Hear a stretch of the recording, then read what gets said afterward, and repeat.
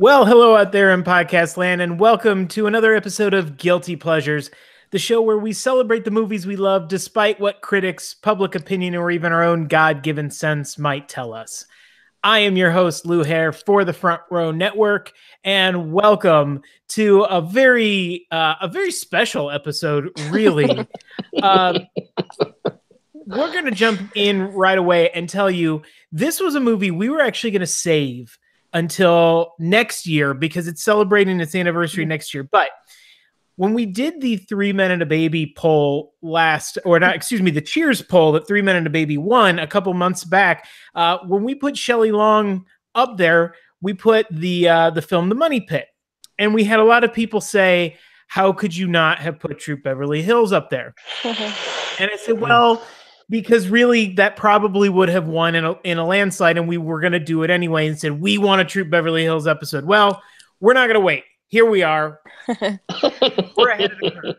We're going to skip all of the, I'm sure, dozens and dozens of podcasts doing 30th anniversary pods on Troop Beverly Hills. We're doing it in 2018 because we need a little cookie time, I think.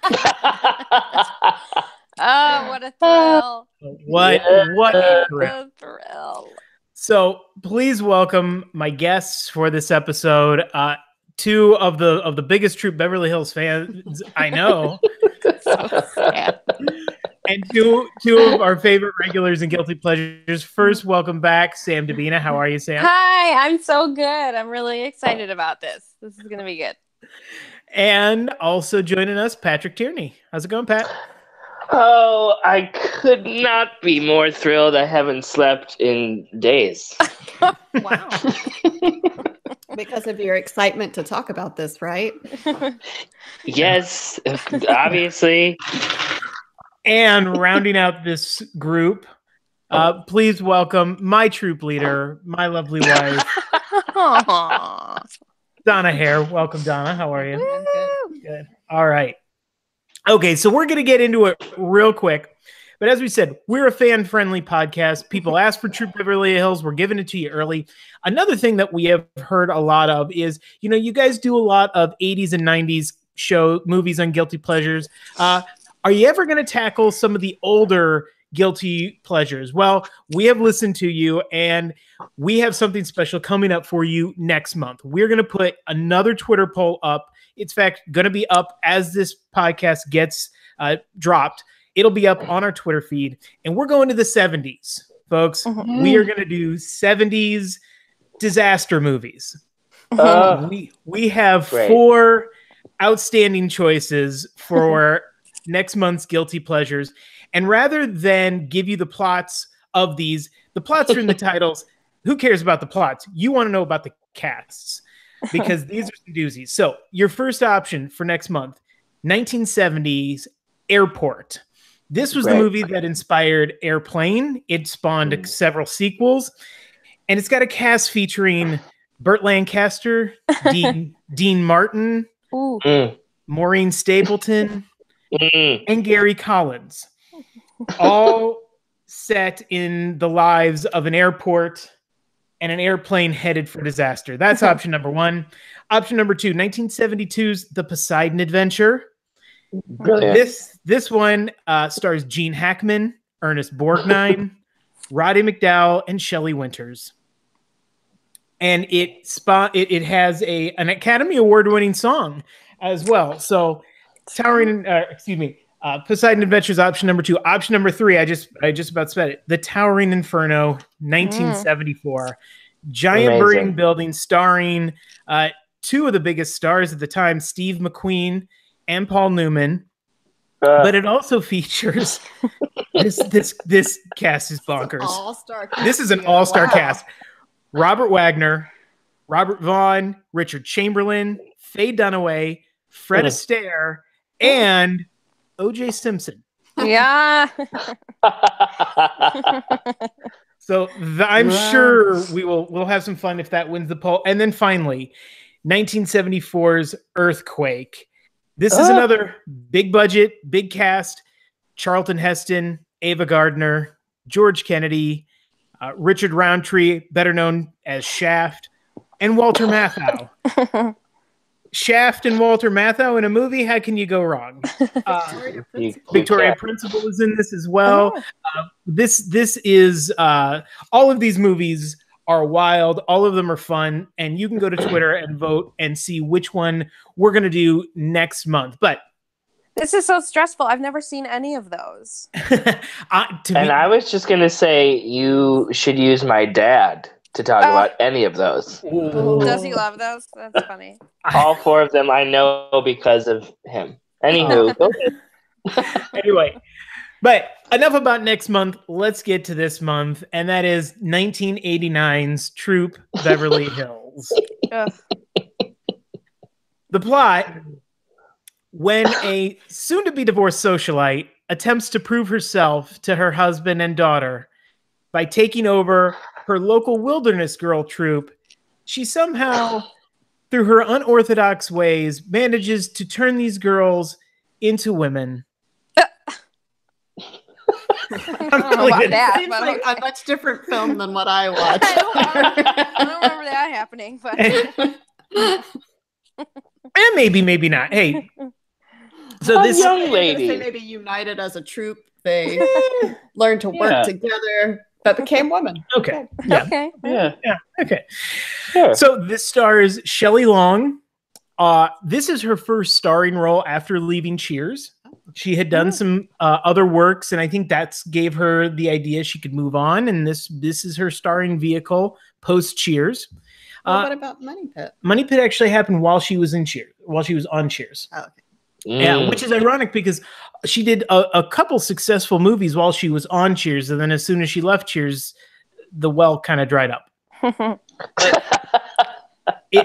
It also stars Craig T. Nelson, TV's coach. Babe. And a real kind of who's who of 80s child actors here. Yeah. And which we'll get into in a minute, and about a dozen or so Hollywood cameos. So why are we talking about it here on Guilty Pleasures? Well, this movie, despite being really beloved by this generation, this group of people here, and a lot of people, which there's a fun story I'll tell you about later, it was not a big hit at the time. It made $8 million off of an $18 million budget. Right. 18 million, and 17 and a half of that was spent on outfits. That's not true. That's the fact. No, that is it might as well be. And cookies. And cookies. Giant boxes of cookies. It was also not critically well received. It has an 8% Rotten Tomatoes score. Ooh. Shoot. That's ridiculous. That's really bad. Yeah, it was not good. Siskel and Ebert hated this movie. Well, Amazingly, this wasn't for them. They were not.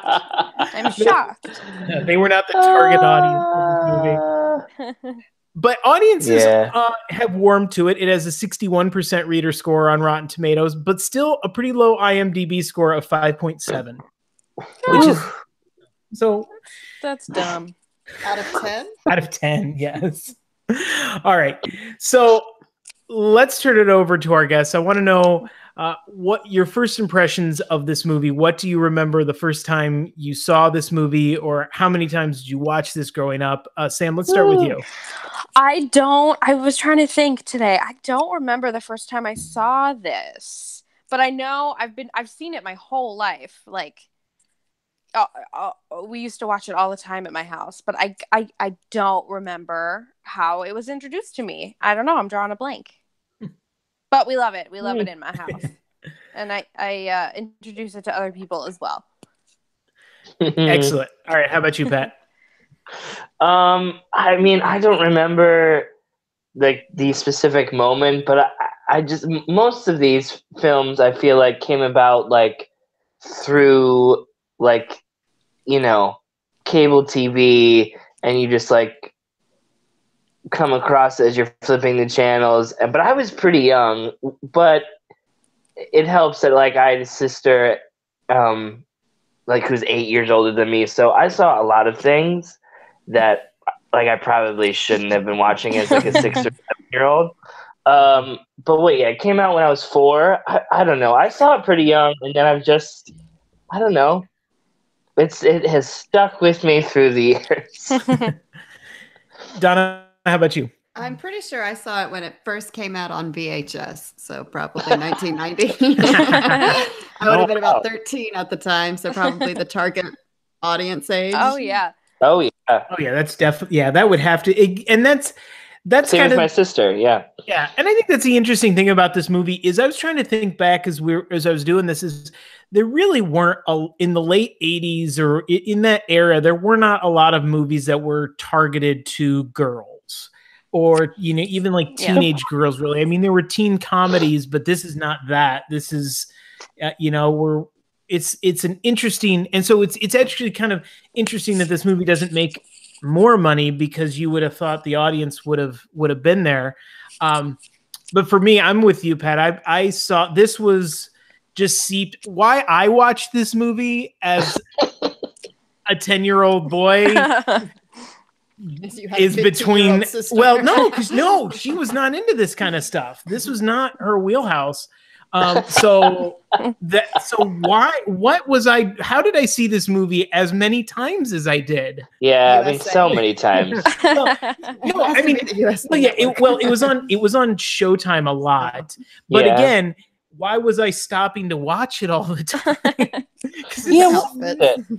don't know, but there is something. Yeah, it's just very. It's just a very easy movie to watch. It's just very breezy, I think. And and I was a big Cheers fan, so I think I watched it for Shelley Long. Yeah, But yeah, I remember it. But it obviously has been a while since I sat through this all the way through. So let's start with where do we want to start?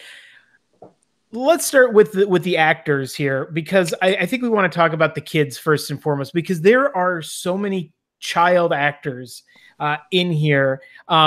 We get as Shelley Long's daughter, we get Jenny Lewis in her first movie. She goes on and does another movie later that year, The Wizard, which we're going to cover at some point on this podcast. But you also have Kelly Martin from Life Goes On. You have Heather Hopper, who was on the very first incarnation of Saved by the Bell, which was Good Morning, Miss Bliss. Yes. You also have the girl from Punky Brewster, who the blonde hair girl whose name Amy Foster in there. And so you do just see there's a lot of familiar faces too, which is I think the other part that makes this just kind of Carla Gugino in her first role. She lied about her age to get into this movie. Oh no way. Yeah. Which is why she's like a foot taller than everyone she else. Definitely is. She's as tall as Shelley Long. Lou, you're leaving off a very important. I don't know the actress's name, but she was Harriet on the popular sitcom Small Wonder. Yes, yes. That redhead, love her. Yes, you love her. Big fan. Yes, Emily Schulman as Tiffany Honigman, who we're going to talk a lot about because I have some thoughts about that character. Well, great, good. Yeah. Wonderful. This is like a little bit of like a yearbook of like 80s child stars too. And I think it's also got that thing because we've got those cameos in it too that like your parents would remember some of these people. You've got Ed Burns as Kelly Martin's dad, who people will remember from Grease. But also was like a teen heartthrob in like the 50s and 60s. Oh yeah. So yes. So what are some of the things that stand out to you when you think about what you love about this movie? Let's start with Pat. Things that stand out to me why I love this movie. I mean, how much time do we have?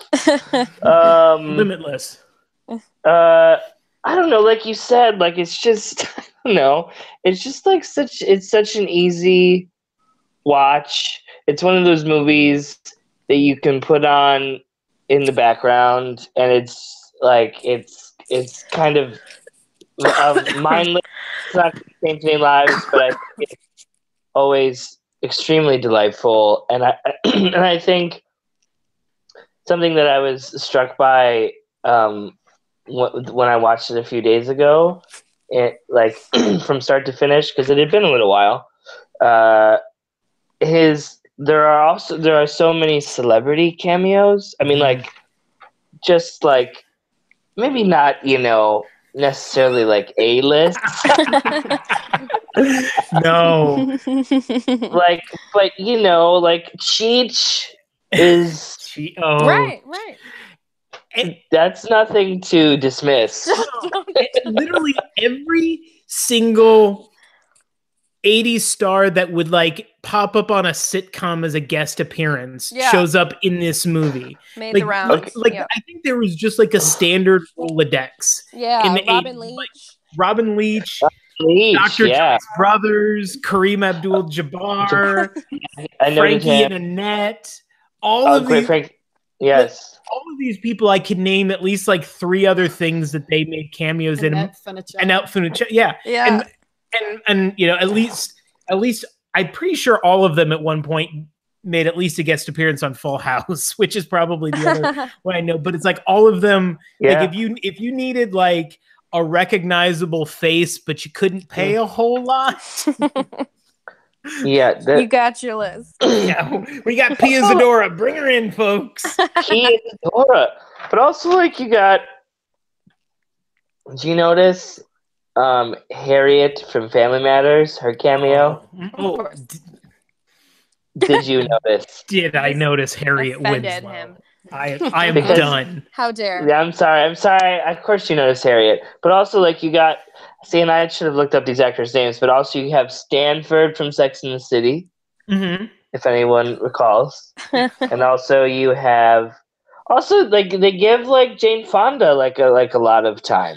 Yeah, not directly, but you know what I mean. Yeah, that's some weird product placement there. Yes. Like that's how they kept this under 20 million. Like, we're over budget. What are we gonna do? Maybe we can get Jane Fonda to sponsor this. They do. Mm-hmm. Yeah. Okay, Sabe, how about you? I mean, I love the fashion. The outfits in this movie are just they're amazing. Like it's so clever to me and great 80s looks and it's funny and yeah, and I just think the rest of the movie, I really liked it personally because I was a Girl Scout growing up, so I can relate to what the girls were going through. Maybe. Maybe. My mom was my troop leader. We did not do things like that. She didn't teach you how to make fondue? No, unfortunately no. We didn't go diamond shopping. That was just appraisal. Oh, right. Donna, how about you? I like the uplifting message of the girls coming together and overcoming the obstacles and being good people and winning. Yeah. You really for that. I do love that. That it just ends how you hope it will. You know what I mean? No, and I love the fact that it's also the most 80s idea that the underdogs in this movie are the rich, privileged Beverly Hills kids. Right. It is kind of absurd. Like, there's nothing more like, oh, we're so oppressed. Like, we're all spoiled rich kids. Like, we're meant to feel bad for them, and like the people who are actually good at this are the bad guys. God, it's so true. It's so true that we're like, woo, the rich kids, thank God they won in the end. Yeah, finally. It's about time they got something. Yeah. But but they're likable. They give a good. They make the rich look good, you know. Which we need. Yeah. Which we really need. Right. Well, and that's part of the fun I think about this movie. This movie really is escapism because it is so over the top and it's so, it's lighthearted and it's not a movie that I don't think it obviously doesn't take itself very seriously, and it's fitting a very standard formula, but it's doing it in a way that, is fun and has a unique spin on it in lots of different ways. The screenwriter for this is actually the same screenwriter of Revenge of the Nerds. Ah, yes. Oh, that makes sense. That makes sense. And this movie has, I can say this. We can talk about how well this movie is aged. It is definitely aged better than Revenge of the Nerds. 100%. I believe that. I haven't seen Revenge of the Nerds in, I don't know, 20 years. Leave the memories alone, my friend. Let it be. I've never seen it, so I should probably leave it that way. Yeah. I've never seen it either. It's secretly horrifying. It's not even secretly horrifying. It's just horrifying. But anyway, let's save that for our Revenge of the Nerds podcast. Okay. Yeah, and you mentioned it, Sam, so let's get into it because I think the first thing everybody thinks of when they think of True Beverly Hills is the outfits. Yes. Mm-hmm. Let's talk clothing right off the bat here before we dive into the specifics of the movie, because Shelley Long's costume designer is working overtime in this movie. So she has it counted. She's a different outfit in literally every scene of this movie. Did you say you counted? Yes, she has 33 different either outfits or costume pieces. Wow, that's awesome for an hour and 40-minute movie. Mm-hmm. So most of that's in uniform. Yeah, right, and most of that is just variations of Wilderness Girl. There are 8 variations of Wilderness Girl uniforms in this. She gets a lot of mileage out of that one outfit that she buys at the store. Oh yeah. Who did the costume design? Oh, I knew you would ask me that. Oh, I'm sorry. No, I don't have that in front of me. But the actress, the costume designer is actually referenced in the movie when she talks about the dress that she's wearing in Divorce Court, and she says it's and I don't remember the name off the top of my head, but she mentions the actual costume designer for the film. Oh, that's cool. Yeah, so it's a nice, she gets a nice shout out there. So I don't need to give her one in this.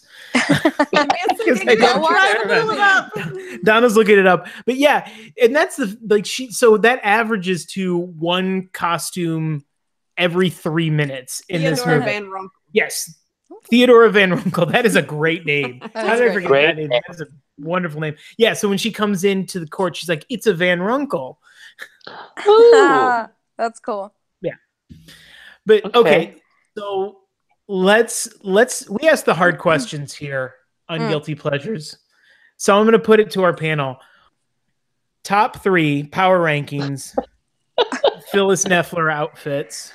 Oh my gosh. Top 3. Well, I don't have them in order, but I have my favorite 3. That's fine. Okay. Okay. I have her devil dress. If you recall, it's got the pitch. I called it the devil dress. It's towards the end of the black thing on the shoulder. The bird. Yeah, it looks like a bird. It looked like a pitchfook. Do you know what I'm talking about? Yes, I think it's a bird. It's a bird tail feather. Okay. Oh. Is it? I thought it was a pitchfork. I thought it was I thought it was black flames. Yeah, I think it's supposed to be a tail feather. I believe that's a Really? I saw it and was like, ooh, devil. I wrote devil dress. Love that one. It's near the end of the movie.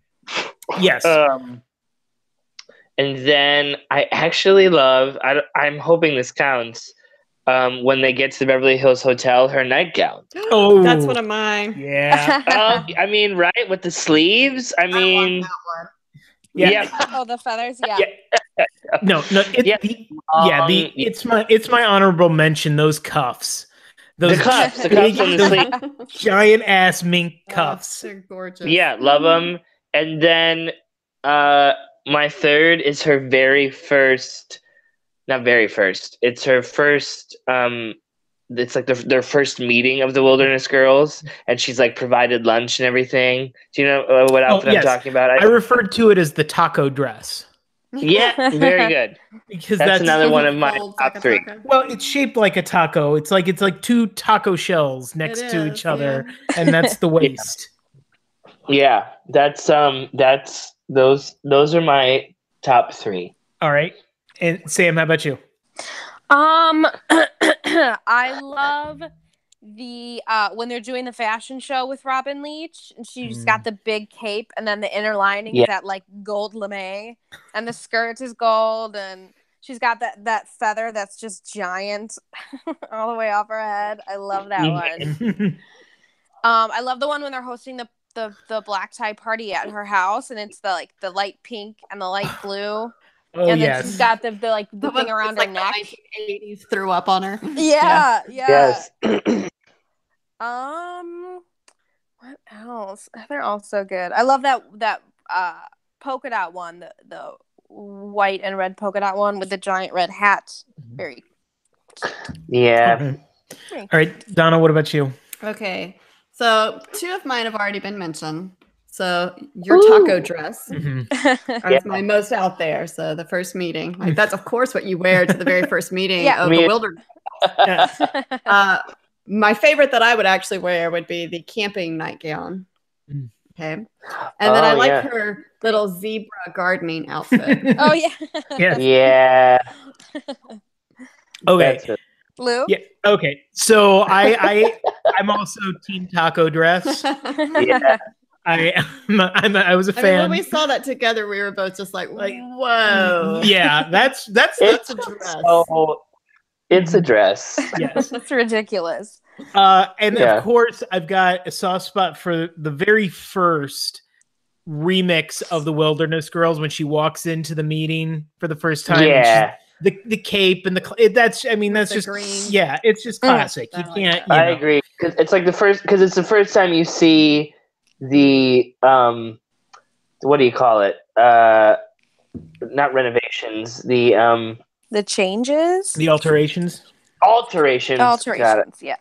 Renovations. Alterations that not the same. It's like right the first time you see the alterations that she's asked this guy to make, so you're like, she walks in, you're like, Jesus.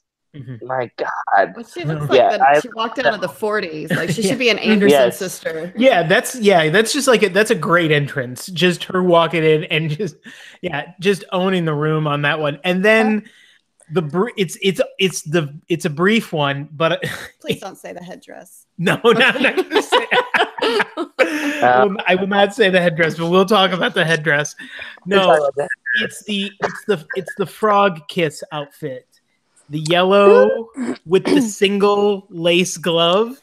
Oh yeah. The Michael with the shorts. It's in the shopping montage at the very beginning with like the insane like lace hat on top. Yeah, I know what you're talking about. Yeah. Like that's an underrated gem. Is that the one where she's wearing the teeny tiny top hat? Yes. Yeah. Yeah, that whole sequence is. It's hard to pick your favorites, but because that whole sequence alone, the very first 3 minutes of the movie, like all those outfits are insane. Yeah, they are. Is that showing up? There it is. I love it. Yeah, that is just. That's a great one. Yeah, but I also have to say this. I think Lost bearing the lead in some of this is. Or overshadowed, I should say. Can we give a moment and talk about Craig T. Nelson's shirts in this movie? What about his? I thought you'd never ask. Pleats galore.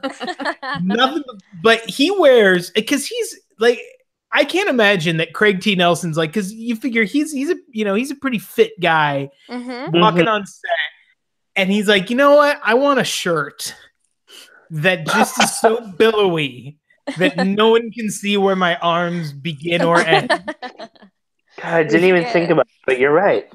And to counter that, they had to give him pants that used to be tents. Yeah, His pants are so big. Like, yeah, everything on him, it's like, It's just jingle is there a wind. subplot where his character weighed like 400 pounds and he just never got a new outfit? Like, maybe. They fitted the shirts for the muffler man. Oh my God. Had to go over that costume. Yeah. He is such a stud in this movie. Oh yeah, He is. He's like in his prime Nelson. Yeah. Mm-hmm. Yeah. Okay.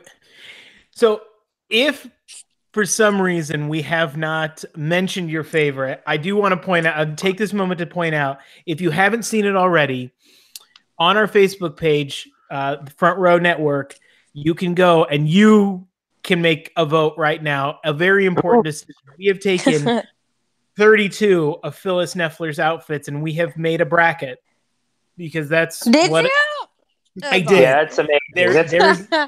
There is a bracket that you can find on Brackify. The link you can find to it is on our Facebook page, so that you can have the ultimate showdown of Phyllis Neffler's outfits. So good. Amazing. Yeah. So check that out and you can, as you're listening to this, all of those pictures are up there. You can see them all. And they're all fantastic.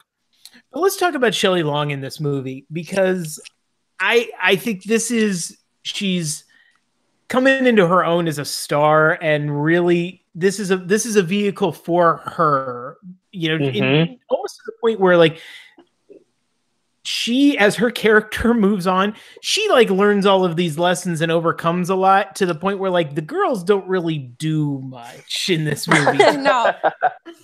They kind of all sell about boatloads her. of cookies. Oh yeah.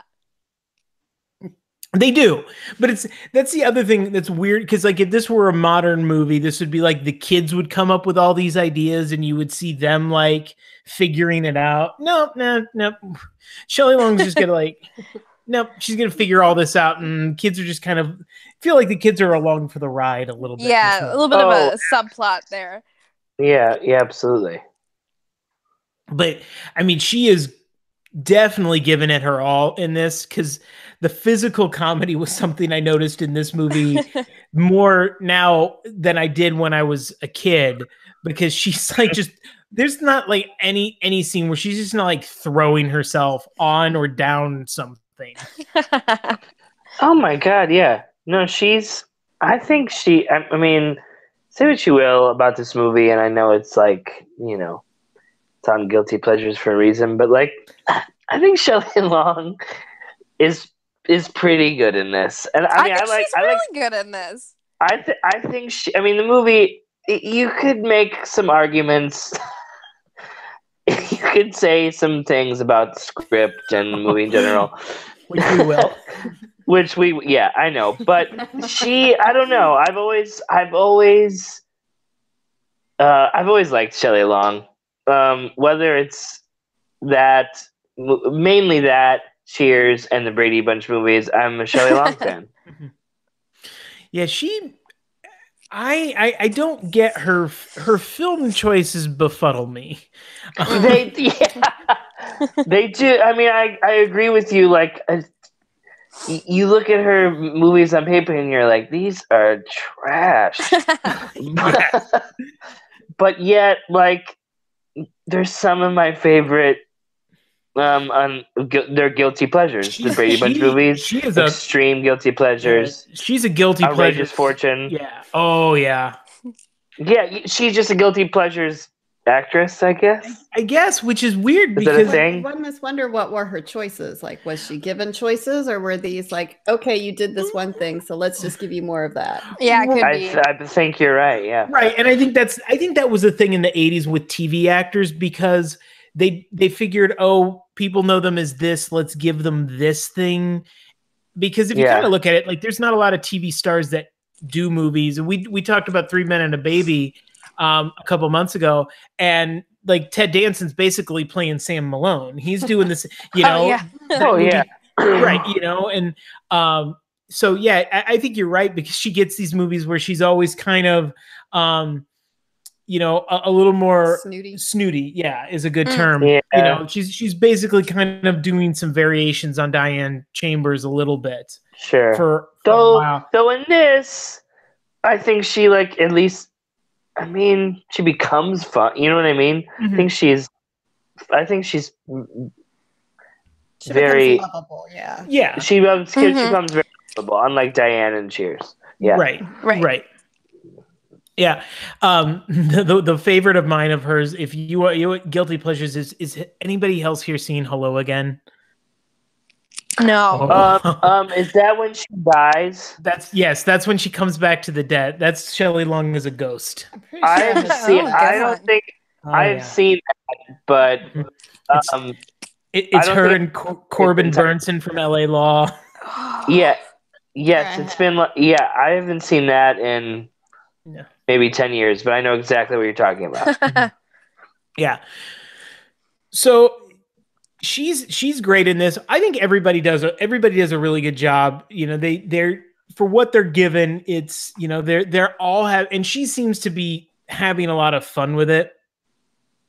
And so let's talk about a person we haven't talked about yet. Let's talk about her nemesis. Can we please talk? Yes. Please. Yes. Let's talk about Betty Thomas as Velda Plender. Plender. Whoever came up with, well, I guess the fucking. Ooh, can I swear? Sorry. It's too late now. Well, cut. The screenwriter Velda Plender is such a great villain name. I took a few pages of notes, by the way, and the very first, for whatever reason, the very first thing I wrote was just Velda. Just because, like, I just think whoever came up with that character name, I think it's brilliant. Mm-hmm. It is. And this is another thing. This is on paper. I didn't notice this about her in watching, you know, as a kid watching it up.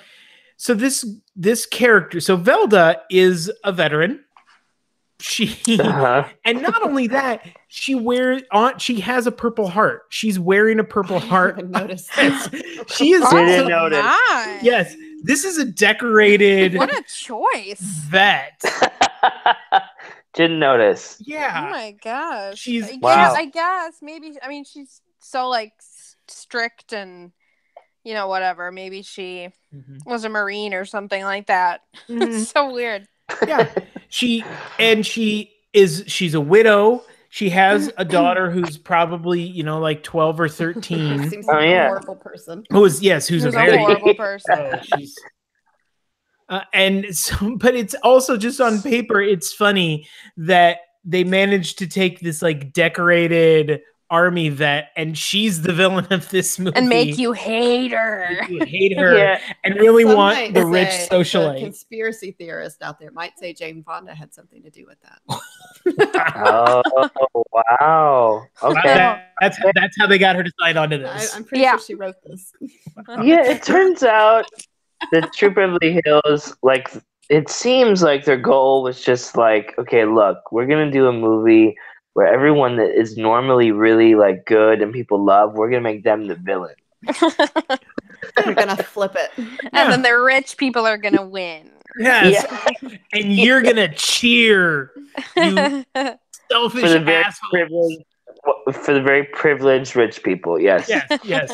We're gonna turn you against the decorated war vet, and somehow who, by the way, like, if you think about it now, granted, we'll get into some of the over the top things about it, but her main gripe is that these girls don't do anything that a wilderness girl troop does, and she's not wrong. Right. No. Like, that's you know, maybe a little bit of a plot hole is, why are these girls even in a wilderness girl troop to be like, they're because they want to be normal people too. Yeah, but they don't want to do anything. Like they don't even want to like be wilderness girls. They don't want to do the things that wilderness girls do. And so you have this girl who's like this woman who's been like, I went through the freaking military. I got a Purple Heart, which means she was wounded in combat. Oh my God. And now I'm watching these like prissy little Beverly Hills girls not do a damn thing. And somehow I'm the bad guy? Yeah, that's a good point. I mean, why are they even doing Wilderness Girls? Because when they're in it, they don't give a shit. Yeah. So, I mean, is it maybe because they don't have a leader who wants to go shopping with them? Right. I don't know. Yeah, a leader who's basically going to say, you know what? I know the Wilderness Girls are all about, building and learning to survive in nature, and wilderness is kind of in the title of the thing. But no, fuck that. We're gonna just go shopping and figure out our own thing. And I think the message is fine because it's like forge your own path, be your own person. That's all great. Yeah. But it kind of doesn't jibe with the conceit of the film either, which is they're supposed to be a troop, but she does go off the rails. And that's the one thing that Velda does because oh boy, did she go off the rails. Yes. And the moment that strikes to me the most is the jamboree scene when she finds a skunk.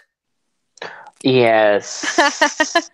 And she seemingly not only kills the skunk, but skins it, makes a hat, and eats it all on this campground. Funny that you mention the skunk hat because I just want to comment on one of the last notes I made was prior to the skunk hat, I wrote when Phyllis is distraught and drinking bottles of Evian in her bedroom.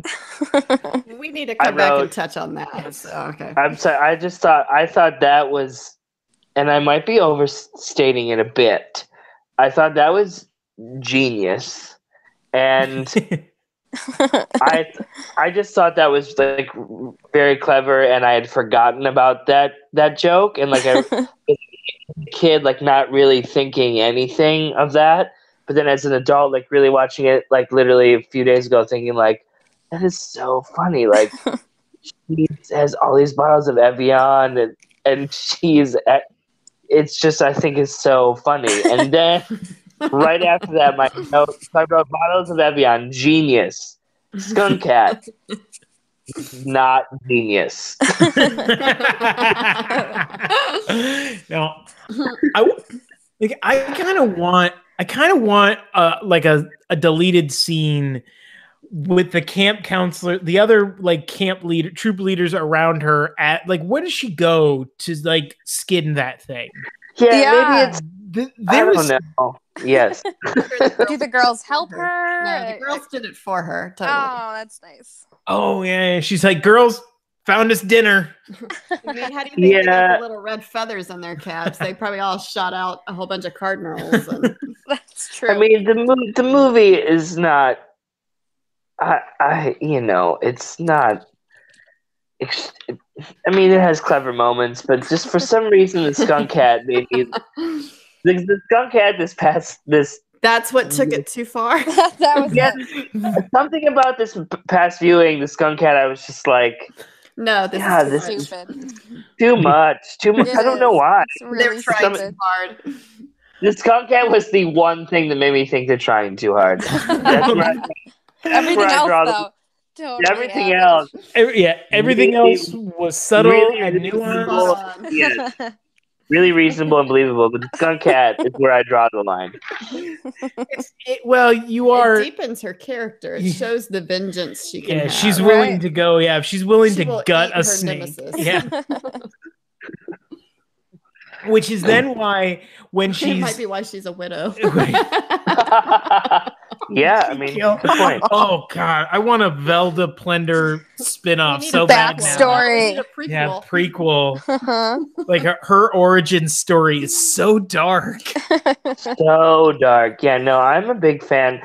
You don't happen to know, like, what else did that woman do? Okay, so Betty Thomas was a regular on Hill Street Blues. Oh. So that's where she got most of that was her other major acting credit. This is actually her last acting credit because she then moves on to become a director. Oh. And again works with Shelley Long directing the Brady Bunch movie. Oh, get out! Out of here. I know that. Velda directed the first or both. At least the first one. I'd have to go back and check if she did the second one. But she goes on, has a pretty successful directing career. She directs the HBO movie The Late Shift, which is a great movie about great movie. She directs the Brady Bunch movie. She directs the Howard Stern movie Private Parts. Wow, the big hit. So she actually, went behind the camera and had a pretty successful career. And I'd have to look up to see if she's still. But this is her swan song or skunk song, as it were, if you will, as an actress. Wow. And Okay. Yeah. What a mic drop. Yeah, no kidding. It really truly is. Mm-hmm. Yes. Yeah, but no, if you think about it, because she was as of March 2018, she's one of just 2 directors to have multiple films on the list of the 17 highest grossing female directed films. What? So yeah, wow. According to Wikipedia. This is I am strangely proud of her. Yeah, and I'm sure I'm going to guess. I would guess that those 2 are probably Brady Bunch and Private Parts because they were both. They were both hit films. So they were. Yeah. So that while we're talking about then the jamboree scene, that's the other moment with her is her breaking her or spraining her ankle. I suppose. Yeah, I'm not sure what. Because whatever it is, it gets healed fairly quickly because she's able to just run out of there at the end of the movie. But that's the other. She is. Oh. Yeah, like they make this. Fine. Yeah, they make this big deal about how injured she is, and they've got to they have to leave her there. Leave her. Well, not just leave her there, but they leave her there to be accosted by. Oh my gosh! Like the things that the what is it? The mountain man's gonna do to her? Like, oh my god! The really lonely mountain man. Yeah. It's like essentially they have left her there to be raped by some deranged man. This movie is rated PG. Yes, it is. But they don't ever say that. Yeah, they just say that there's this lonely mountain man out there. But we know what. But they imply it. I mean, 2018. We know exactly what she means. Well, it's very clear. That's exactly. 1989. It was like, oh, they might play cards. And the kids sit and debate about whether or not they're going to leave her there after Shelley Long gives that speech. And they still say leave her. Oh, yeah. Yeah. For some reason, this most recent time, I noted that they say shit a lot in this movie. Mm-hmm. There's a lot of smoking in this movie, too. Mm-hmm. Well, like in the school. Yeah, we're at school. There's smoking at school. Yeah, Phyllis is chain smoking through the first 2/3 of this movie. Oh my, yeah, I know. That's why I was like, wow, this is PG. Mm-hmm. I mean, I guess it's fine, but like, yeah, there's just some things that I didn't remember. Like this time I was like, oh, Jesus, they really swear in this film. Yeah, and that's the 80s for you. That's 80s PG. That's true. Smoking and cursing. That's a good point. Like 80s PG is you got away with different things. Oh, yeah. And this is actually I remember because I watched this twice. right, because I watched this by myself, and then Donna decided to watch it with me to do, and she was going to do the podcast, so I watched it a second time. Because the first time I watched it, I was like, oh, you know what, this is actually been kind of fun to watch with our daughter. And then the second time we watched it, I was like, no, not yet, not yet. Nope. Yeah, that's I watched it. Like a lot of things went over my head, but also like I don't remember. Also, a good point to bring up is a lot of the times that I watched it as a kid, I think it was like just on TV. On TV, Oh, so yeah. things were edited because like the DVD I have, like watching it, I don't remember as a kid them swearing as much as they do. Mm-hmm. That's probably why. Yeah. Right. Well, exactly, because they edit that stuff out when they show it on like There's a lot more shirts. Yeah.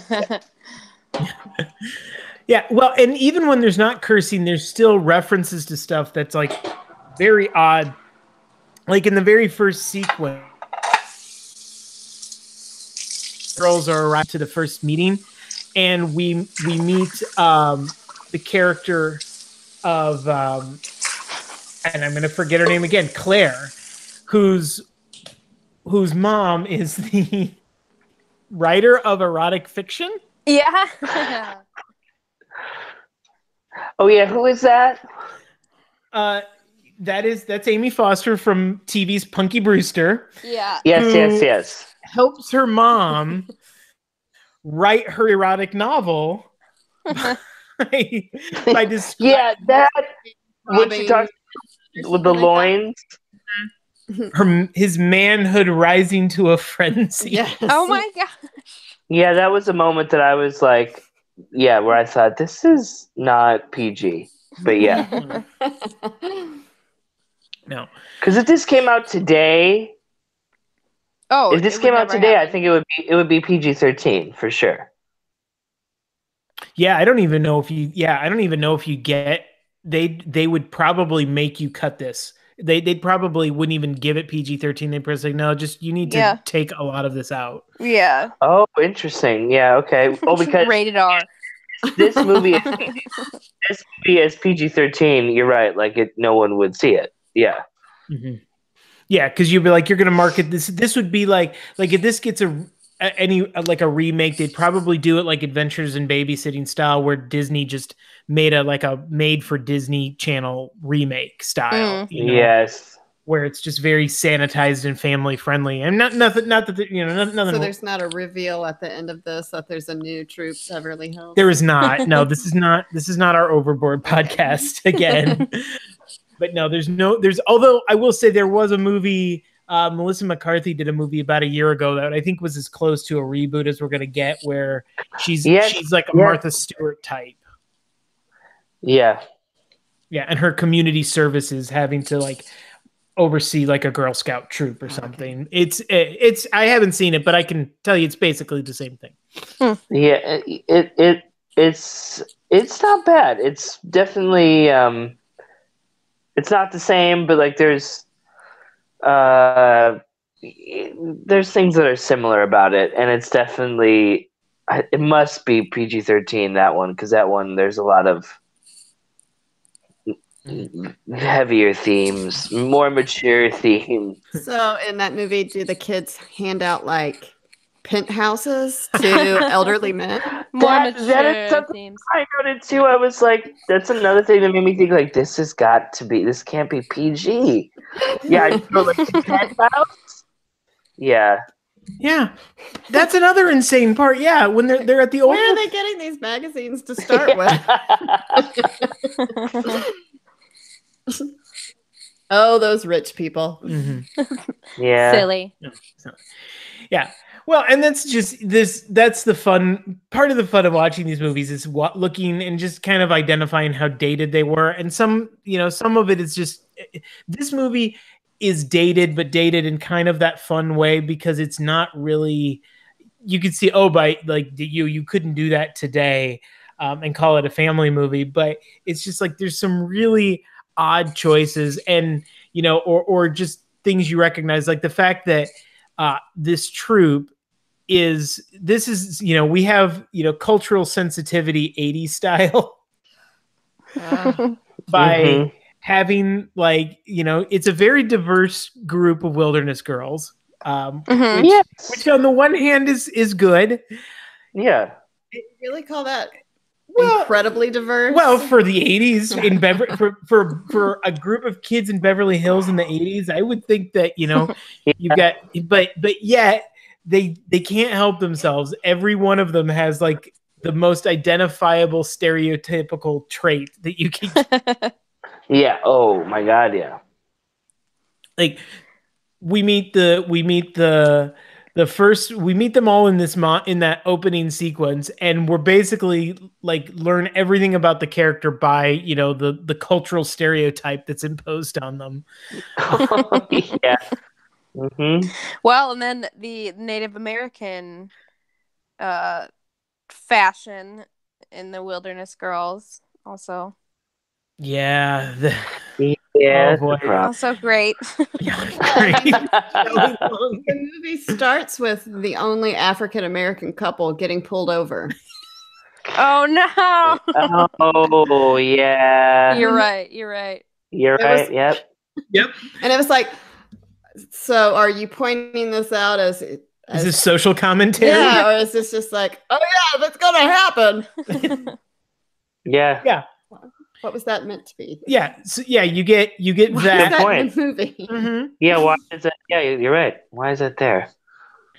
And then you get the Lily, the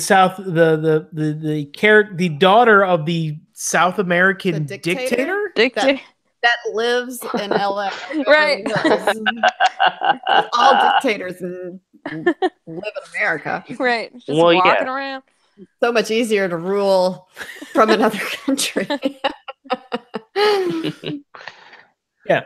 So you've got that.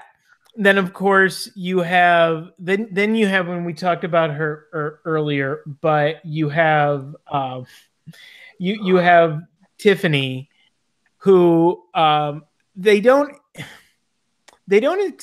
explicitly state that she's Jewish, but she's given her last name is she's given a Jewish last name of Honigman.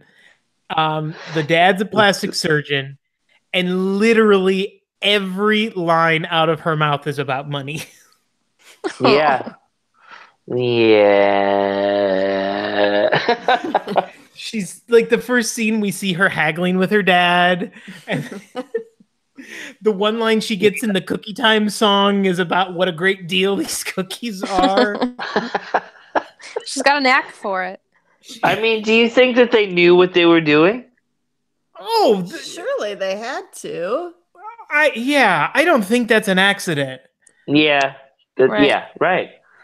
I think they just like stopped just short of like having her like just like wear, like, I guess female Jewish people don't wear yarmulkes, but wearing something like a Star of David on her at some point. Whoa! That's the other thing, is that the 80s, the level of cultural sensitivity in the 80s is like, nope, we're just gonna identify you by the most generalized trope we can think of. Yeah, we didn't really get offended in the 80s, I think. Well, what about the girl named Chica and her burrito birthday cake? Chica. God, true too. Yeah. Yes. Yeah. So Chica gets left. So what's on her birthday. The maid's name? Is it Rosa? Rosa, yes. played by Rosario from Will and Grace. Right. It's like that poor lady never got to be anything but a maid. But a maid with similar names. Yeah. And then she's like, oh, let me make a burrito. How awful is that? That's it what is. The producers say, let's go with a burrito. Yeah, like that's a good idea. Yeah, that seems right. That's what she'd make, right? Yeah, I know. A burrito, totally. Yeah. Well, and that's what she'd make. That'll really pick up her spirits after her parents abandon her on her birthday. Yeah. Yeah, there is a lot of. Now we know how to cheer Christiane up if we ever get divorced. We're gonna make her. Oh no, we're not get divorced. We just leave her somewhere. We'll just leave her on her birthday cake. Yeah. So yeah, if at some point we abandon our child on her birthday, make her a burrito, put some candles in it, it'll be fine. Got it. Check. Yeah. Yeah, and then of course, to top it off, you do get, that lovely image of Shelley Long in the Native American headdress.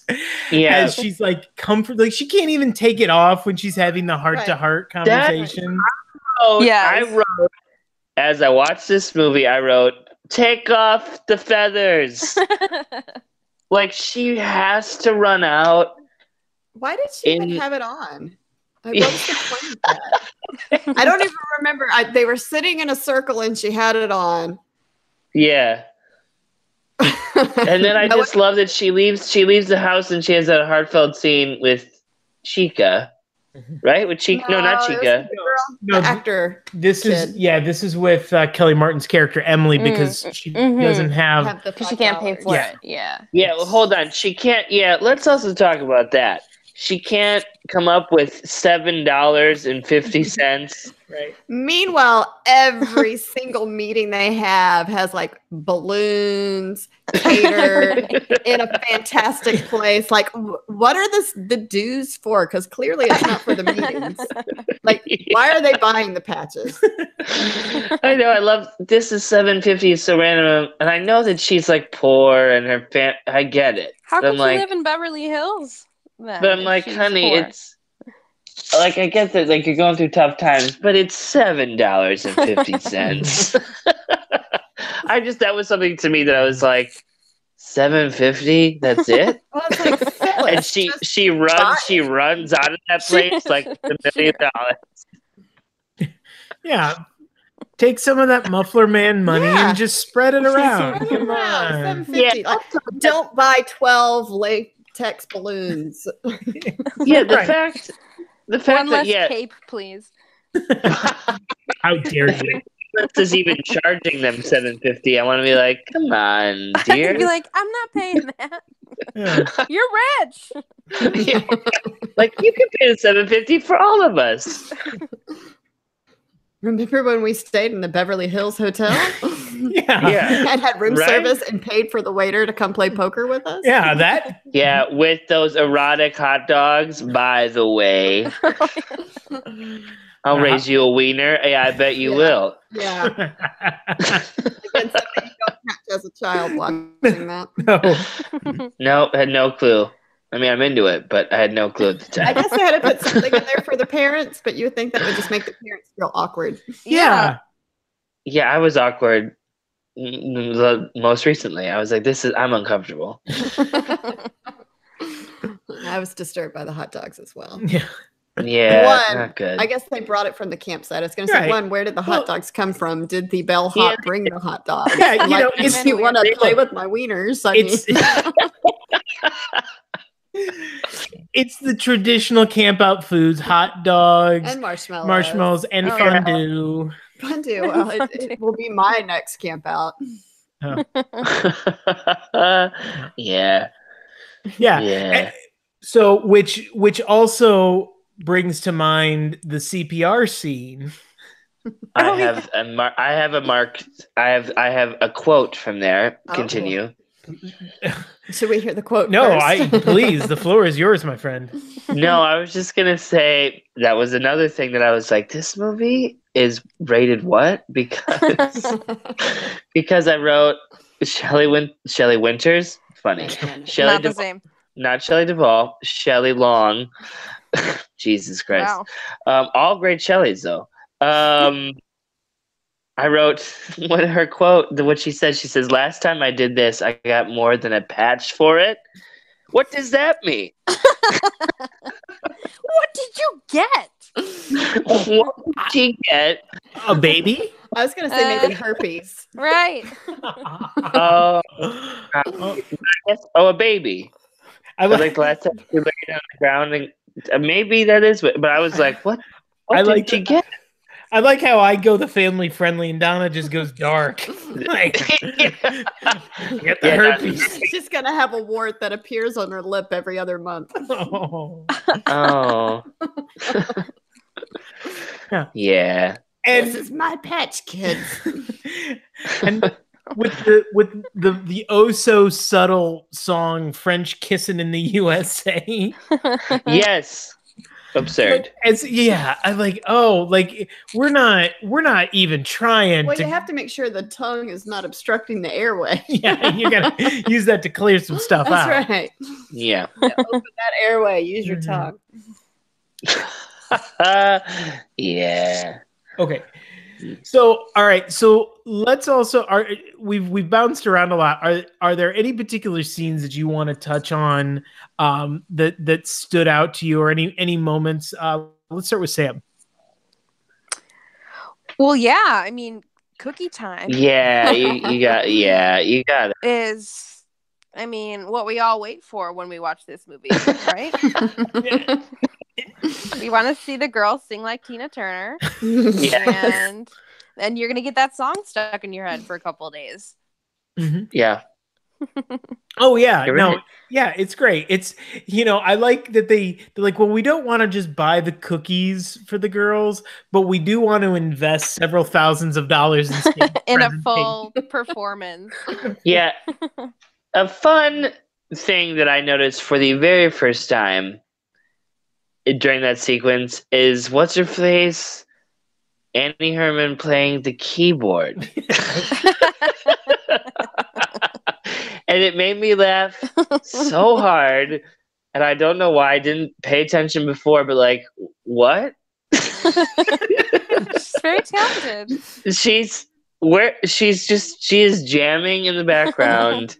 And you're like, sure, she plays the keyboard quite well. Of course she does. Well, wait, isn't Rosa playing something too? Isn't she in she there? has, No? she has maracas. Of course she does. Which I thought that too. It's like they couldn't give her anything else, or like only. No, you're Latin. You are gonna get some maracas. Yeah. Oh, terrible. What?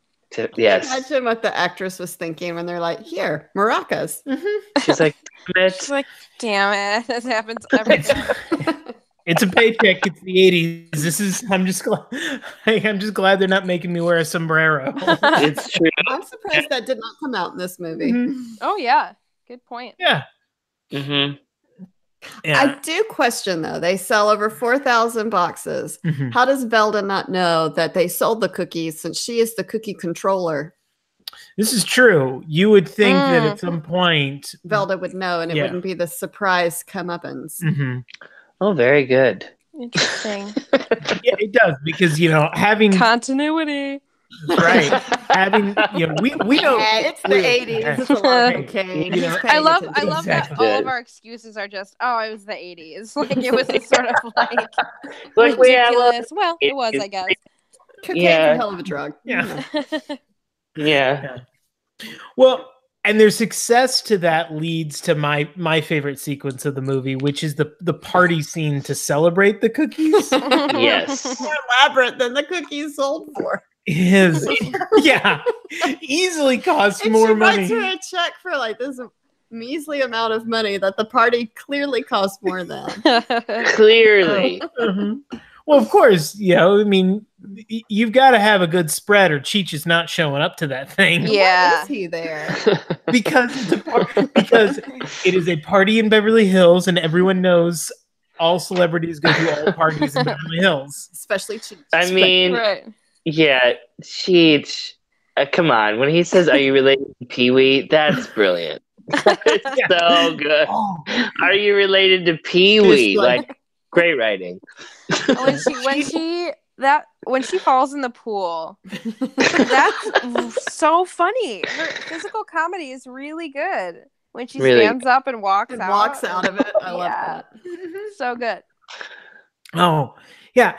And like everything about, I want to live in that party scene because it is so batshit insane, because it has like so many like 80s tropes just like like condensed into like 4 minutes. It's delightful. And just some weirdness, like, you know, Mary Gross comes out in like that weird that S&M dress. Yeah. Oh, that was highly inappropriate. What? Yeah. And Also, it gets the googly eyes from Cheech. Yoing. Yeah, that, like, again. Yoing. Yeah, come on.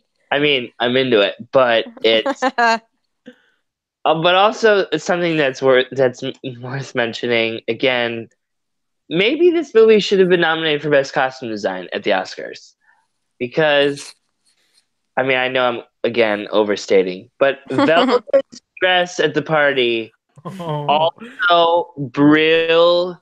Oh yes. Dowdy, Norman Bates' mother, whoever was like, this is what she would wear when she's going out in the town. It's just it delights me more and more the older I get. I just think that like odd touch of her, what she's wearing in that scene, is so funny. Yes. Yeah. No. It is. It's perfect. And then, you know, Mary Gross is making the rounds in this scene. She's got Cheech hitting on her. The next thing we see is her like slow dancing with Ted McGinley from the hottie. I forgot about the Love Boat, from the Love Boat, and later on Married with Children. Yep. Like again, another like, you don't get like more just solid B actor, like 80s actor than Ted McGinley, who I love. Solid B. Like, love him too. Yeah, you know, and so she's like the belle of the ball. She's got all these dudes hitting on her, and then you've got like the dictator dancing. Like, again, like it's and then the woman makes the shoe doesn't she make a shoe reference? Yeah, it's like because the wife is like clearly meant to be like a takeoff of Imelda Marcos, who was the wife of I believe a Filipino dictator, and who was known for having like this lavish shoe closet. But Jesus Christ. She never lived in America, so that makes where the lines got blurred. Exactly. Gotcha. Not the same. Clearly not. But and then the other sequence is that also has the cameos is the fashion show cookie. Oh, I love the fashion show. Did either of you catch when Robin Leach like lost his soul for a little bit? No. It's like a moment. I forget what he says, and you can just say it's some play on the words of like what he would say for lifestyles of the rich and famous. But champagne wishes and cookie dreams. Yeah, it's khaki wishes. Khaki wishes. I have the quote right here. Khaki wishes and cookie dreams. And his face looks like you can see his soul leaving him. Like, I can't believe I'm doing this. Just sold his soul. I was at WrestleMania 4, and this is really bad. This is the worst thing I've ever done. Yeah. So, all right. What other scenes? Anything else that we haven't covered yet that sticks out? How about you, Pat? Did we cover any of your favorite scenes yet? Yeah, you know, if we're just talking about scenes, there are just two things. I think a really fun moment, and I know that Sam likes this moment, is the scary story when they're at the hotel. He harmed me. I mean, again, like, kind of ridiculous, but like pretty so funny, smartly executed, and so I funny. just think a honestly funny moment. Thanks to Shelley Long. Yeah, that whole monologue, and then they all scream, and it's so funny. I mean, it's so easy because it's True Beverly Hills to be like, be like, this is so dumb, and like when you you hear people talking about like, no, like legitimate comedic timing from Shelley Long, like you want to roll your you want to roll your eyes and be like, get out of here. But like, she nails it. That moment is like, I think one of her most fun moments in the movie is when she does that, her version of a scary story. And, yeah. No, I don't know how anyone else feels about that moment, but no, it's good. It's good. And it's set up very much like it's set up like a sitcom. Yes. This movie has a lot of like sitcom timing to it. Yeah. Where like she sets that up, and then like the next scene where it's they ask her, you call this roughing it, and she's like, 1 bathroom for 9 people, yes, and she literally gets a laugh track. There's a laugh. No, the girls all laugh. She looks over at the girls, and smiles, and they laugh. It's like that is like just like it's the. It's a great joke. Yeah, it's a good joke. It's a great joke.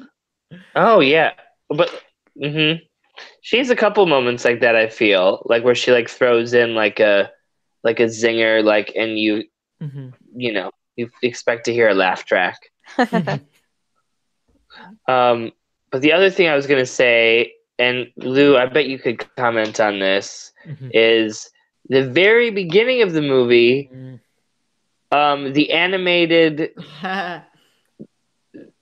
intro. I was very intrigued by it because I thought like, oh, I guess this is very 80s, but the only other like 80s movie, Christmas Vacation. Right? I was just saying Christmas Vacation, which is also 89, correct? Correct. Yes. Yeah. That was the only, like, is there like a connection there? What like are there other movies that have animated openings like that? Like, because immediately what I thought was Christmas Vacation, and that's all I could think of. Those are the two that come to mind, and there's no real connection that I'm aware of. I know that the animation in this is done by the same the animator for Ren and Stimpy. Because you can catch an animal that looks very closely to, is it Stimpy? Or is it Ren? I always get them confused. I do too. It's okay. Yeah, me too. One of those two. The skinny, ugly one. Yeah. Right. You can catch that. And I was like, what? Is that Ren and Stimpy?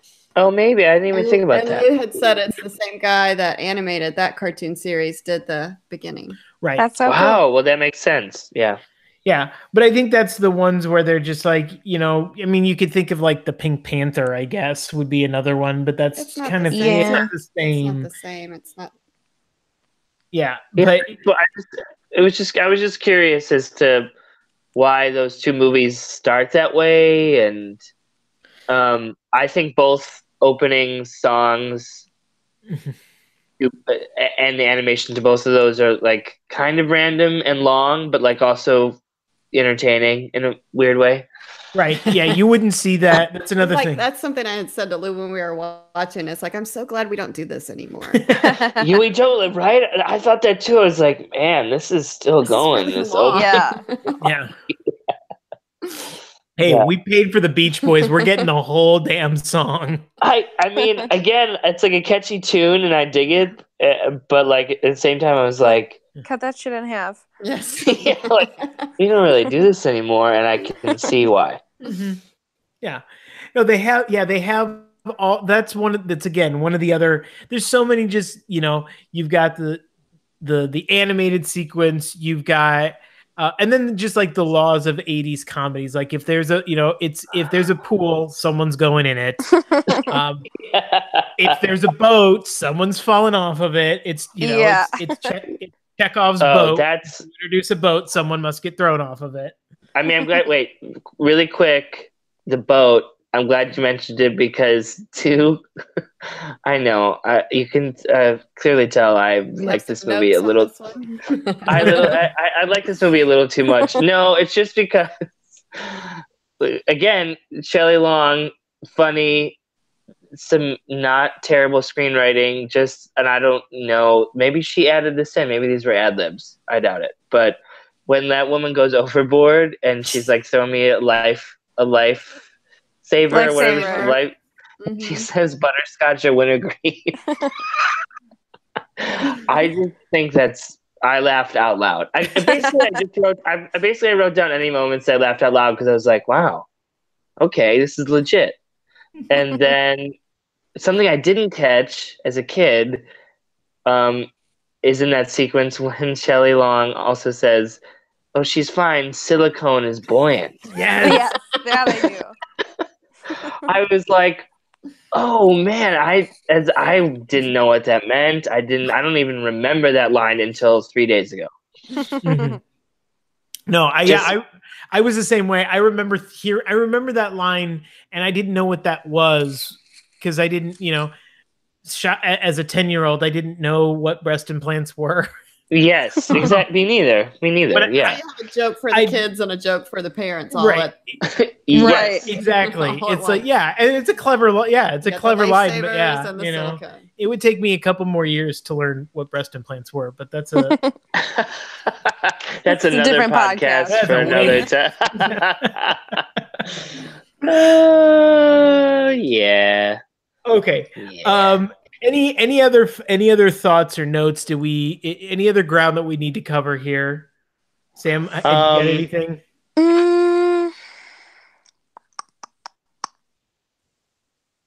Tori Spelling. Oh, yeah. I'm so glad you said that. Yeah. I'm sure you are. Maybe we just leave it at that. I don't have a comment. That's just all. Just Tori Spelling is in it. Tori Spelling, is in this. Yeah. Briefly, right? She's the silent sidekick to Yep. Zelda's daughter, which is funny because they each have their own little like sycophant.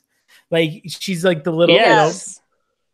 But the Velda Annie thing to me was like I have to imagine their template was Peppermint Patty and Marcy. Yeah. That's what I thought when I watched it. Was like they just like I want that, but if like Peppermint Patty just like went to Vietnam and killed her husband and came back. Yeah. Oh, that I want to see now. See, yeah. It's Nom, Charlie Brown. Maybe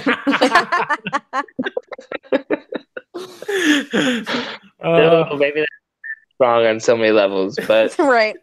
Hopefully you won't lose any subscribers, Lou, after this podcast. I can't imagine. They've heard the other things that have come out of my mouth at this point. They're in it. All right. Any other notes? I just there's just a couple of things I have to mention. I just think that I didn't know what the Freddy was until this movie. I'm so glad you brought it. We'd have gotten letters if we'd have made it this whole podcast without talking about the Freddy. I don't know. The thing all preteen girls want is to learn dance moves from your mom. Yeah. So relevant. Yeah. I don't think I've heard the Freddy before or since or any other time than this film. I'm sure it's a real thing. Yeah.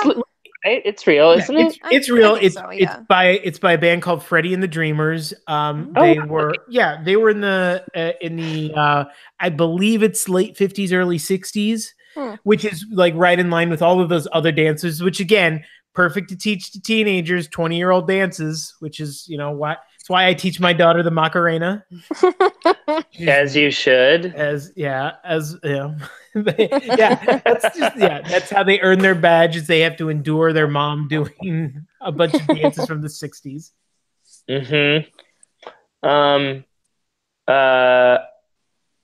And really just two more things. I promise I'll shut up. I just want to comment that I learned what Kumbaya was, the song, from this movie. Oh, wow. Okay. But, right? Like anyone else, like I don't think, like when I think of Kumbaya, I think of True Beverly Hills. Oh. Like there's even like that like random like techno jazzed up version. Mm-hmm. Do you know what I'm talking about that they play at some point during the movie? Yes. Yeah, when they're going shopping. Yeah, Kumbaya. Oh, yeah. It's so like what? Who thought of that? But also bravo. Yeah. I don't know how you anyone else feels about Kumbaya. She's so adamant that they have to sing it. I was like, why is that? Is that part of camping? Like she's determined that's the thing that will make this a real camp out. That's an odd benchmark to have for a camp out, I think. I thought that too. That was mainly what I thought is like, wow, I forgot. Or was that to like reaffirm the struggle they'd had? Maybe. Maybe. I like they did have quite a struggle with that fondue in the mud. But just like I thought like, man, if I was like writing a paper for school, like, and they were like, discuss the themes in True Beverly Hills, I feel like Kumbaya is one of the themes.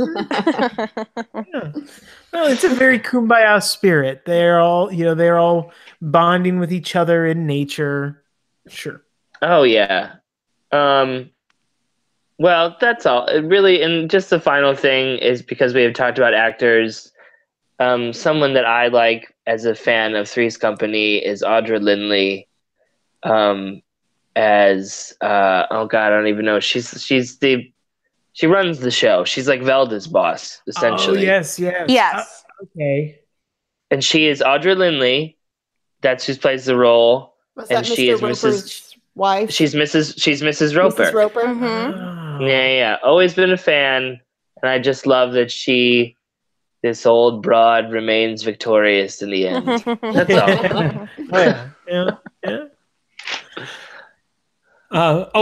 That's all I got. Yeah. Okay. And I guess the other note that I have, the last note that I have too, going back to that party is that she is Phyllis is able to work her magic on literally everybody. She makes everybody's lives better. Very charming. Yeah. Very charming. And even helps Kelly Martin's dad get a role. Mm-hmm. Yeah. Cringeworthy moment. Cringeworthy. He shows up to the party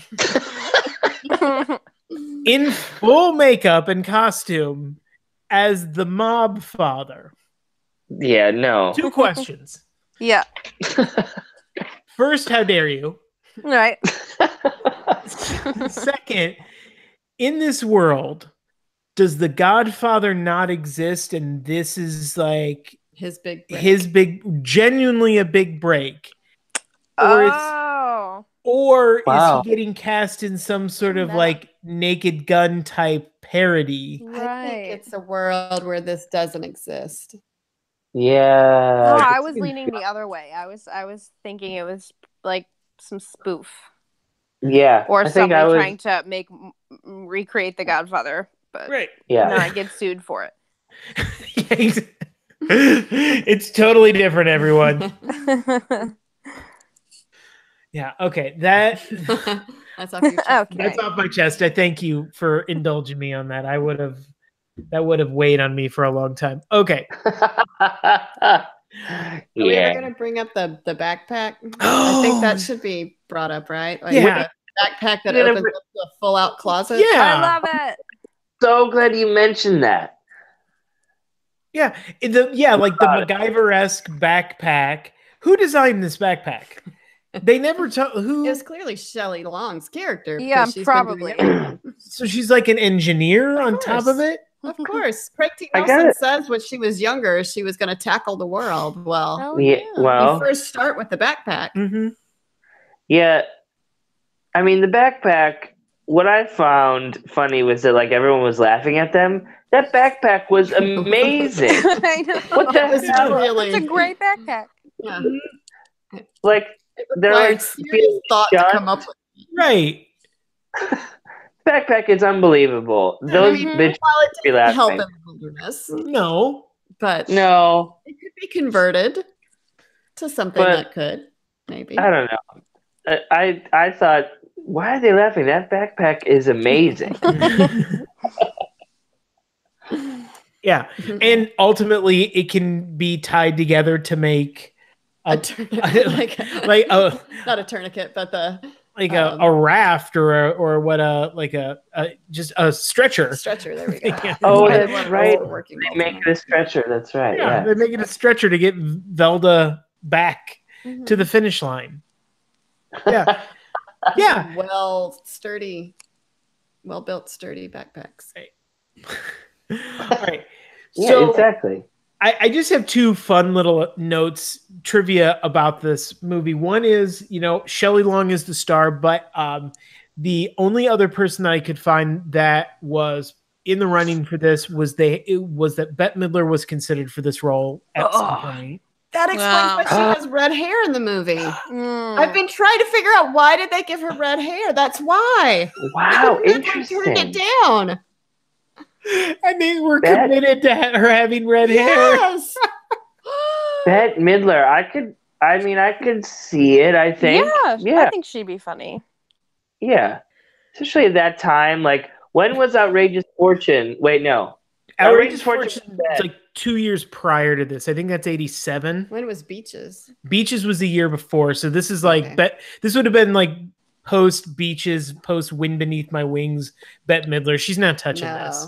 Yeah. Yeah, that's true. But her red hair remained.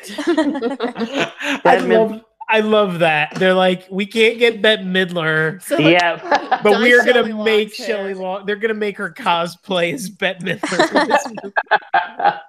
That's so fun. Much. It does. She's acting like Bette Midler the whole time, isn't she? But I think Bette Midler, to me, doesn't like her swagger isn't, I don't know, is like prim and proper as Shelley Long is. I actually think this is the right call. Yeah. Red hair notwithstanding. Yeah, that's a bad choice. Bad choice.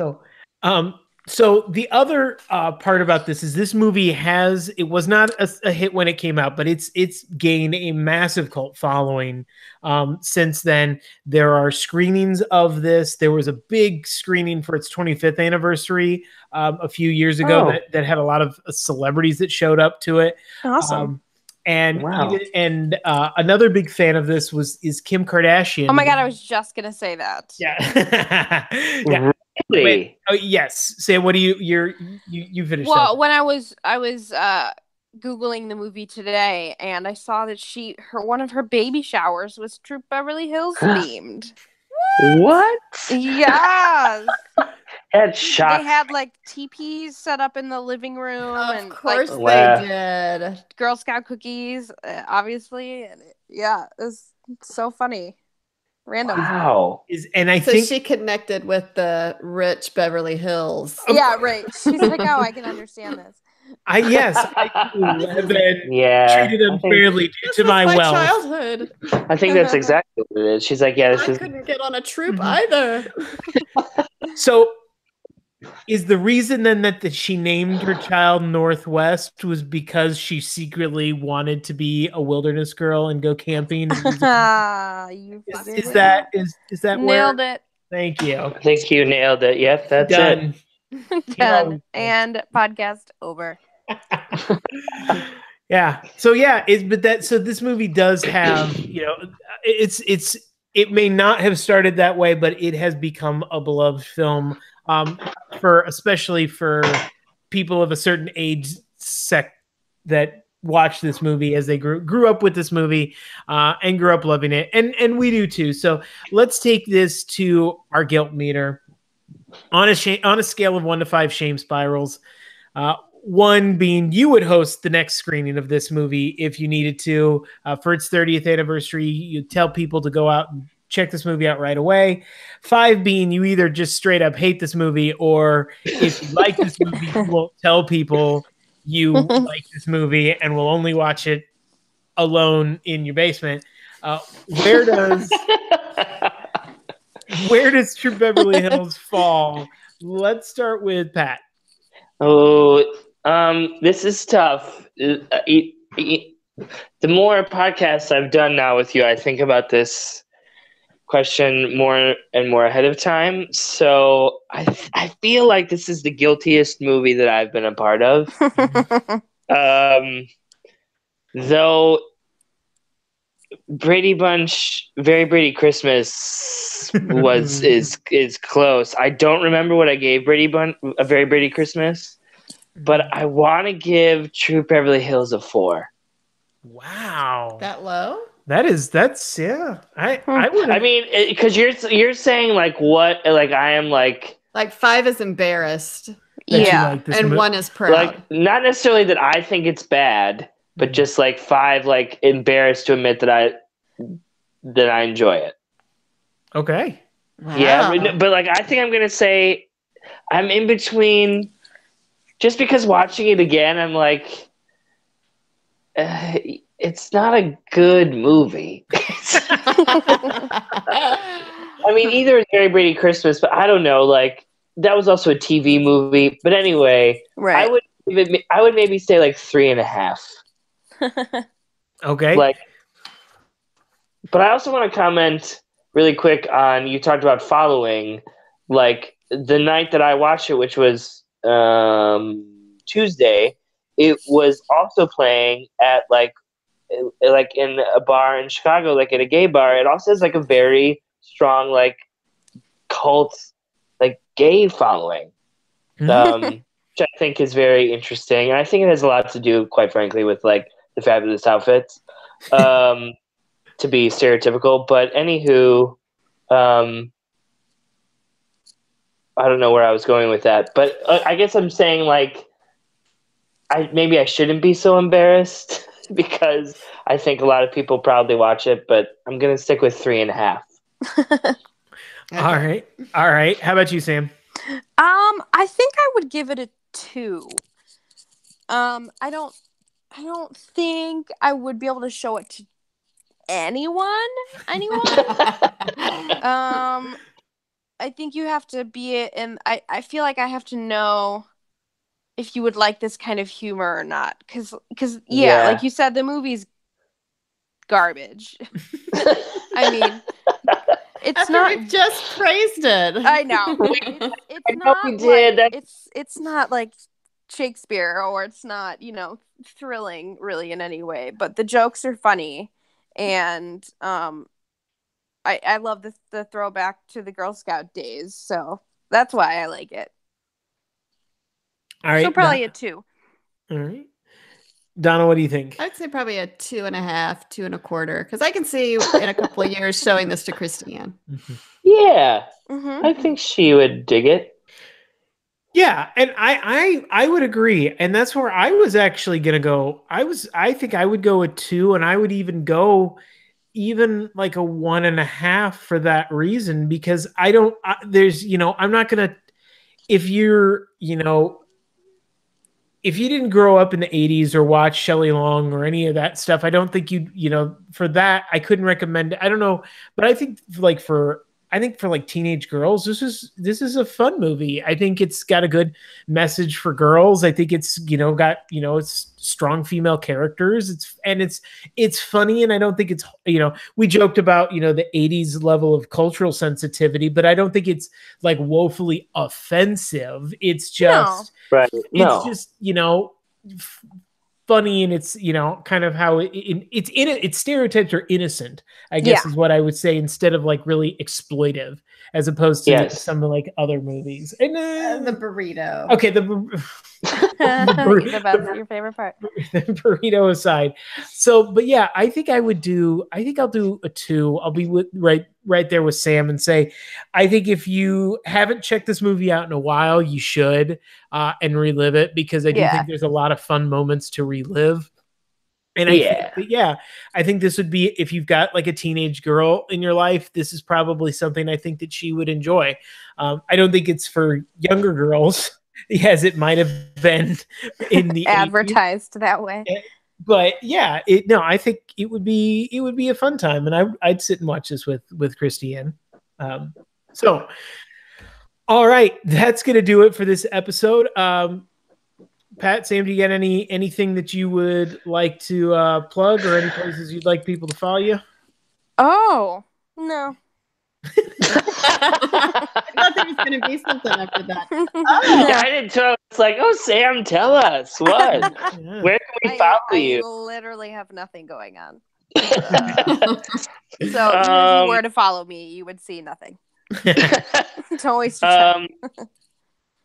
I mean, no. I think I'm the same. I don't. No one should follow me. You really don't want to do that. No, you really don't want to. All right, Donna, I know the answer to you because you are not on any sort of, you're not on Twitter or Instagram or anything. You can't find me. You cannot. So. Yeah. She's off the grid. She's off the grid. She lives in the wilderness. She is a wilderness girl.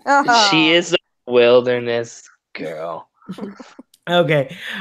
However, you can find, if you would like to, I am on Twitter at the fake Lou Hair.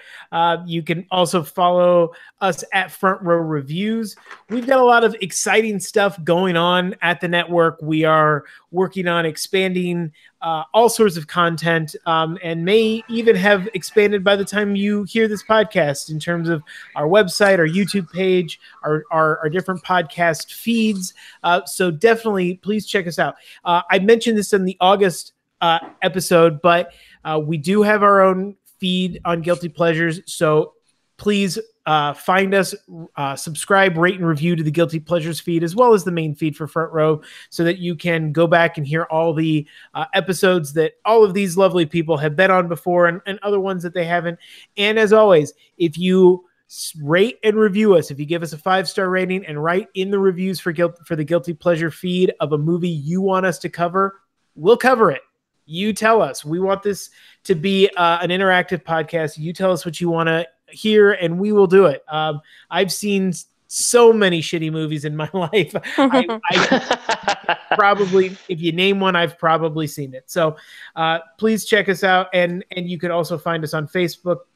You can find us anywhere you get your podcasts. So please share with your friends, subscribe, and do all that fun stuff to help get the word out about all the fun stuff we're doing. So with that in mind, that's gonna do it for this month's episode. We'll see you back next month. Please go to Twitter, vote for the 70s disaster flick you want us to cover. But in the meantime, for the Front Row Reviews, I'm Lou Hare. I'm Donna. I'm Sam. I'm Patrick. And as always, we'll see you in the front row. Beverly Hills. What a thrill. What a thrill.